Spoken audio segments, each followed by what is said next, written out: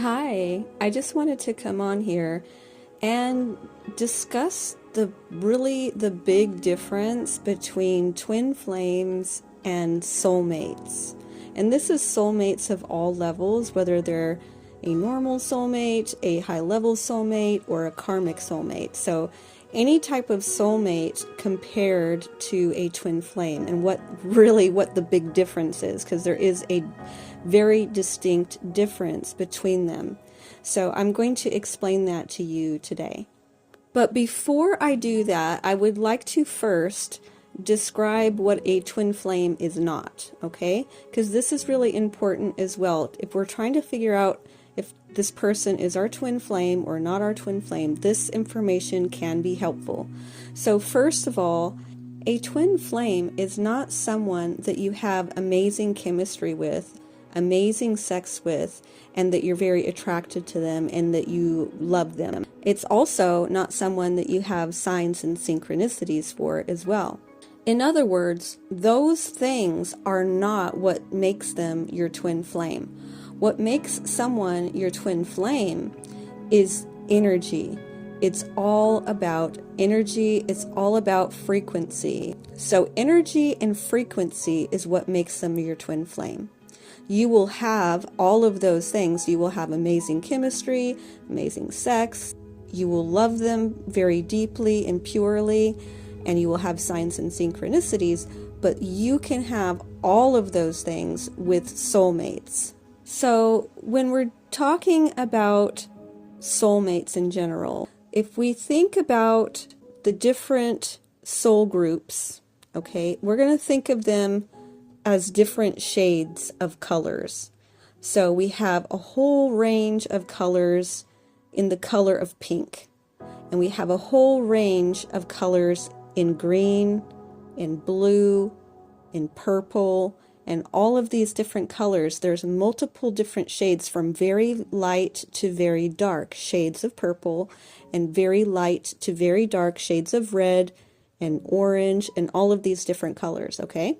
And your soulmates are in the same color group, if you will, of souls. Okay, we're just going to group a whole color because we're going to think of these colors as frequencies, as energy. And each of these shades of colors is a different frequency. And so your soulmates come from the same shade of color or the same soul group as you. And there's all these different shades. And so your soulmates could be any one of these particular colors. Say that you are a color right here. Say you're in the red color group, and your color is right here in the middle. And your soulmates can have any one of these different colors on this line. And so, the closer they get to being next to you, say this color is right next to yours on either side, those are the ones that are your high level soulmate because they are so close. It's incredibly close vibration. It's a very close frequency, but it's not exactly the same as you. Okay, there is still a distinction. There is still a slight difference between them. And this is how we can confuse a twin flame and a catalyst or a high-level soulmate, is because they are incredibly close. Some of these other soulmates might be a little bit further apart, further away from you, and so you can distinguish, well, that's not a twin because, I can distinguish the difference. I can still see a difference even though there's a similar resonance. It's in the same frequency, right? It's all in the same color frequency. However, there is a difference. The closer they get to you, though, that's when we start to get confused. That's when we start to think, well, this person could be my twin flame because look at this. This is incredible. And the closer they get to you in frequency, the more you're going to have the signs, the synchronicities. You're going to have more intense chemistry, better sex, all of that stuff, okay? All of that starts to really increase the closer that you get to your own frequency. Now, the twin flame, on the other hand, is the exact same frequency. You're right. You are one. Okay, you are the same frequency. That's the difference. The difference is you aren't separate. You are one. So a soulmate is always on the outside of you. They are never merging their energy with your energy because they can't. They're not the same frequency. You've got to be the same frequency in order to merge. And so what happens when twin flames do merge, they create a third energy. And that is the biggest difference between a soulmate and a twin flame. You never ever create the third energy with anybody other than your twin flame. It's not possible because you've got to be the same frequency in order to do that. It's like putting a lock in a key. It's the same frequency. It's the yin-yang system. And so once the twin flames have a merging, that's when they can create the third energy. And that is exactly what the matrix architects of this matrix system do not want to happen. They don't mind so much if you're with your soulmates, but they don't want you with your twin, because when twin flames come together, they do create this third energy, which is like incredibly powerful energy. It is literally peace on earth. It's the restoration. It's literally the restoration of the soul. That is the soul blueprint. And as long as twin flames are fractured and not merging and not in the third energy, we're not really that big of a threat. But once we merge together and we create the third energy, that is the restoration of paradise. That's the restoration of the soul. The soul blueprint was always meant to be together. Twin flames are one entity that once they merge and they're inside of this third energy, they are one entity. Even though they still have their own bodies, their own minds, and they have their own parts of their soul, whether that's the masculine or feminine polarity. But another aspect of twin flames that is also unique between twin flames and soulmates is that you each have a piece or a part of the other's energy within you.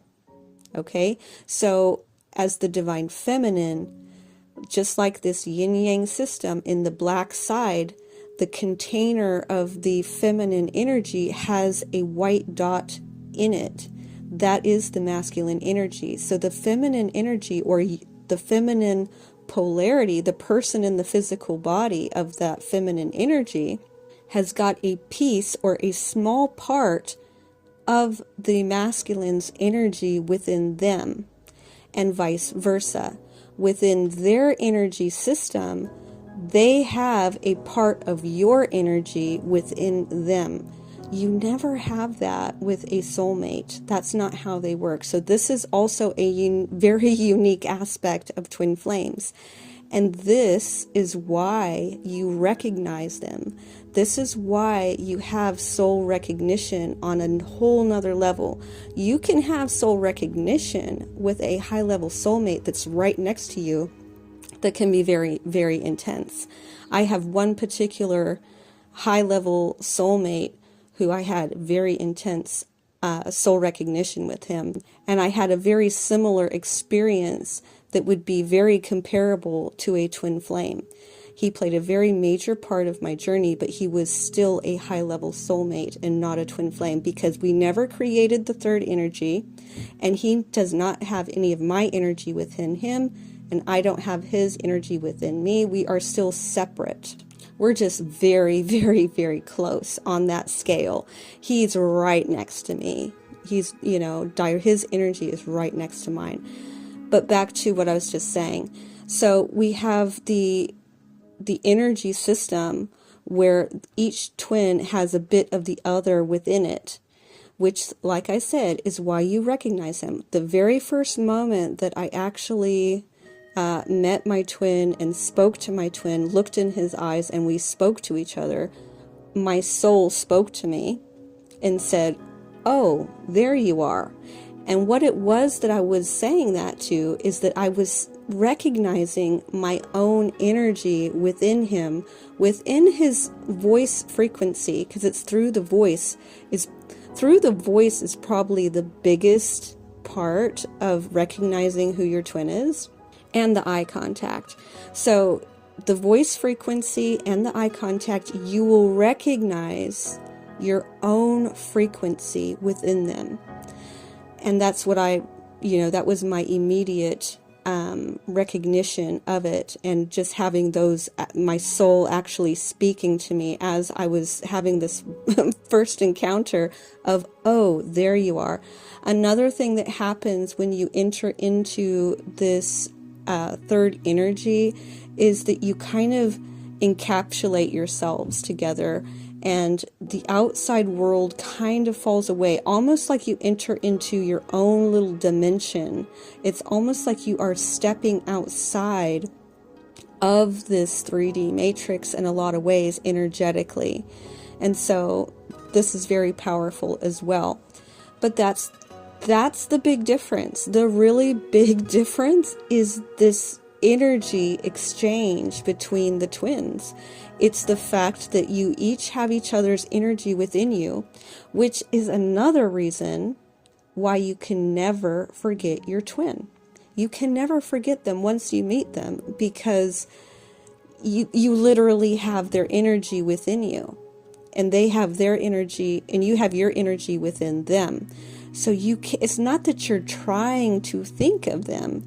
You literally cannot not think of them, because you feel their energy within you at all times. But anyway, that is the big difference. The big difference is that you each contain a part of the other's energy. You don't do that with soulmates. Soulmates are always on the outside of you. You never merge with them, and you never create the third energy. And twin flames, really, in order to create that third energy, have got to be in each other's physical presence, because our energy is contained within our physical body. That's where our energy resides, and that's where it's concentrated. So it's actually when twins are in each other's physical presence that's where they actually have the main energy merging. And that's where they create the third energy, is when they're in each other's physical presence. They're literally standing side by side each other physically, in each other's physical presence. And this is a shared aura. And you can think of this like the Trinity, okay? We've always got the same principles in action in this universe. And the number 3 is a very important number. This is the formula. It's masculine, feminine together that creates a third energy. In my dark feminine video, I use the analogy of the sperm and the egg. Well, this again is the same thing here. We have the sperm, the egg, which is masculine, feminine, and when they come together, they create a third energy, which is now the conception, or the child, that is the merging of those two together. So oftentimes when we have dreams about a baby, like if we have a dream about our twin that we have a baby, oftentimes that is a sign of the merging of the twins, because a baby is both a mixture of the sperm and the egg, the masculine, the feminine, the male, the female, and the blending of those two together that creates a third energy, or it creates a whole new life, essentially. But it's the mixing of those two, you see, and that's the same thing with the third energy. So when they come together, that's what's happening. It has nothing to do with sex. You don't have to be having sex to create this third energy. You just can be walking down the road and you can be inside of this third energy. You're encapsulated. It's a shared aura that's very powerful, because again, that's the restoration of the soul. That's the return to paradise is right there when they come together within that, and they are truly one being of masculine and feminine polarity in their physical bodies, in each other's physical presence, with their concentrated energy within them. That's what creates it. And that's what's so powerful. And that's, like I said, that is what the Matrix architects have been trying to keep from happening. And so, because it's really very, very powerful once this does happen and more twins come into physical union with each other in this way to create this third energy. But anyway, that's all I have for you today. I thank you very much for listening, and I will talk to you later. Bye.